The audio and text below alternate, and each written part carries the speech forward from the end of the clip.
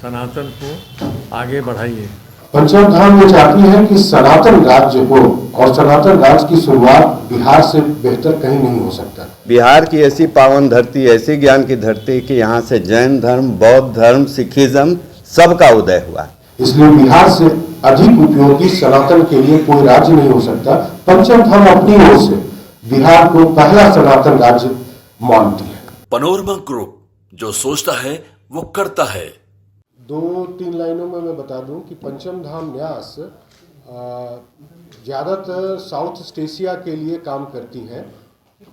South east Asia में Cambodia है, Thailand है, वियतनाम, इन देशों में बौद्ध के साथ एक समन्वय स्थापित करना, उनसे बातचीत करना, यह मुख्य विषय है पंचम धाम सनातन का। इसी सिलसिले में पटना के गांधी मैदान में यह महायज्ञ रखा गया। उसका एक कारण यह है कि हमारे बौद्ध लोगों से बहुत अच्छे संवाद पिछले 8 सालों से चल रहे हैं। उसी 8 साल में यह पाया गया कि बौद्ध लोग जो सनातन के संपूर्ण भाग में आते हैं, एक हमारी श्रमणी परंपरा है और एक वैदिक परंपरा है। वैदिक परंपरा में हम लोग हिंदुत्व को पूजा करते हैं या जो भी हमारी वेद के अनुसार से जो साधना है वो करते हैं, जबकि बौद्ध, जैन और सिख ये तीनों जो परंपराएं हैं वो हमारी सनातन की श्रमणी परंपरा में आती है। तो उसी परंपरा में यह महसूस किया गया कि बौद्ध लोगों का बहुत ज़्यादा कहीं ना कहीं उनके दिमाग में, दिल में ये रहता है कि बिहार और खास करके बिहार में गया और पटना, इन दोनों को वो लोग अपने पास महसूस करते हैं। इसी परंपरा के तहत ये महायज्ञ का आयोजन किया गया है गांधी मैदान में। और हम लोगों की, डॉक्टर साहब की विनती ये है कि जो भी सनातनी परंपरा से जुड़े हुए लोग हैं, ना सिर्फ हिंदुत्व की हम बात कर रहे हैं, हिंदुत्व तो सनातनी परंपरा का एक मुख्य भाग है और उसका एक बेस है, लेकिन इसके अलावा जो उसके अन्य परंपराओं में आते हैं, श्रमण परंपरा में आते हैं, बौद्ध, जैन, सिख, इन सबों को भी हम इस यज्ञ में आमंत्रित करते हैं। और पिछले 7 सालों से जो दिल्ली में शिवरात्रि महोत्सव मनाया जाता रहा है पंचम धाम के द्वारा, जिसमें बौद्ध और हिंदुत्व दोनों का यज्ञ साथ में होता है, वही चीज़ें यहाँ भी हम लोग करने का प्रयास कर रहे हैं। ये कार्यक्रम पंचम धाम महामृत्युंजय यज्ञ का आयोजन गांधी मैदान में 18 फरवरी से 26 फरवरी का रखा गया है।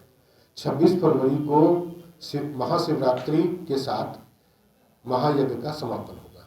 कितने लोगों के आने की उम्मीद है? कहाँ निमंत्रण भेजा जा रहा है? इस सिलसिले में पंचम धाम की टीम पिछले 3 महीने से पूरे बिहार का दौरा कर रही थी और पिछले समय में माननीय इंद्रेश जी ने बताया था इस विषय में सबको 7 सितंबर को। उसके बाद से पूरे बिहार में 38 जिलों में पंचम धाम की टीम गई है और 108 मंदिरों को, प्राचीन शिव मंदिरों में शिव आराधना की गई है इस यज्ञ के लिए।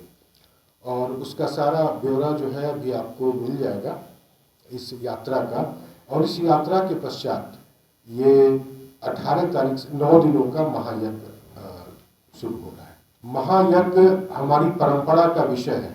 हम जब जिस परंपरा से आते हैं, जिस संस्कार से आते हैं, उस संस्कार में आप अगर अपने पृष्ठों को पलट के देखेंगे, भारतीय परंपरा में जितने भी पृष्ठ हैं आप पलट के देखेंगे, तो जब जब हम नई चीज़ें करते हैं, नई दिशा में बढ़ने का प्रयास करते हैं, तो महायज्ञ के थ्रू ही आगे जाते हैं।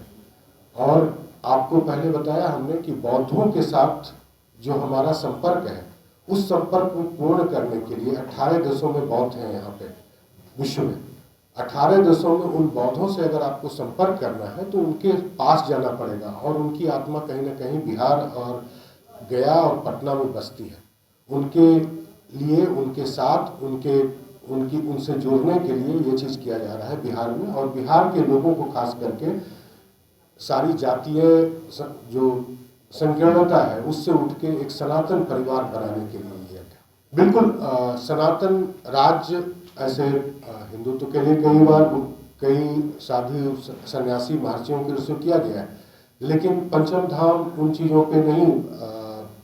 पंचम धाम ये चाहती है कि सनातन राज्य हो, और सनातन राज्य की शुरुआत बिहार से बेहतर कहीं नहीं हो सकता, क्योंकि बिहार में बौद्ध, जैन और सिख ये सारे जो हमारे संप्रदाय हैं उनका उत्कर्ष हुआ है, और वो कहीं ना कहीं यहाँ पे व्यवस्थित ढंग से अपना काम कर रहे हैं। पूरी दुनिया में इन्होंने अपनी पहचान बनाई है, इसलिए बिहार से अधिक उपयोगी सनातन के लिए कोई राज्य नहीं हो सकता। पंचम धाम अपनी ओर से बिहार को पहला सनातन राज्य मानती है। हम लोग को मेडिकल का मिल जाता है कि इतना भाषण दे सकते हैं, उसी तरह से इन लोगों का मिला हुआ है कि इतना बोल सकते हैं, तो इतना ही कर सकते हैं। सनातन को आगे बढ़ाने के लिए हाँ, सनातन को आगे बढ़ाइए। आज संत रविदास जयंती है, माघी पूर्णिमा भी है। हम लोगों का मानना है कि जेरूसलम के आसपास से आप कहेंगे तो दो ही धर्म आए, इस्लाम, क्रिश्चियनिटी, कुछ जुडाइज्म लोग बोलेंगे, लेकिन बिहार की ऐसी पावन धरती, ऐसी ज्ञान की धरती कि यहाँ से जैन धर्म, बौद्ध धर्म, सिखिज्म सबका उदय हुआ। तो शायद यही जड़ बने, हमें यही जड़ रहेगा हमें सनातन, संपूर्ण सनातन, जिसकी बात माननीय इंद्रेश जी ने कहा कि एक हमारे यहाँ डॉक्टर साहब उन्होंने अंग्रेजी में बोला एक्सटेंडेड सनातन, हम लोगों ने इसे अच्छा और शब्द में इसे अलंकृत किया। संपूर्ण सनातन की बात करेंगे बिहार से ही, और इस ऐतिहासिक पाटलिपुत्र की धरती से ही करेंगे। संपूर्ण सनातन राज्य बनाने की मांग करेंगे, संपूर्ण सनातन, उसमें सभी धर्मावलंबी। आपको बताऊं कि लोगों ने यहाँ मांग की है। देखिए पटना, बिहार एक अलग जगह है जहाँ आपको सभी धर्मों को बैलेंस करके चलना पड़ता है। यहाँ की सोच वैसी है। मैं तो कहता हूँ कि यूपी धार्मिक भावनाओं में बह सकता है, बिहार के लोग अपनी सोच से चलते हैं। हाँ, आप उनको यूपी की तरह भी नहीं कर सकते, लेकिन अन्य धर्मावलंबियों ने भी कहा कि बिहार की सुख शांति के लिए इस तरह की सोच बहुत अच्छी है।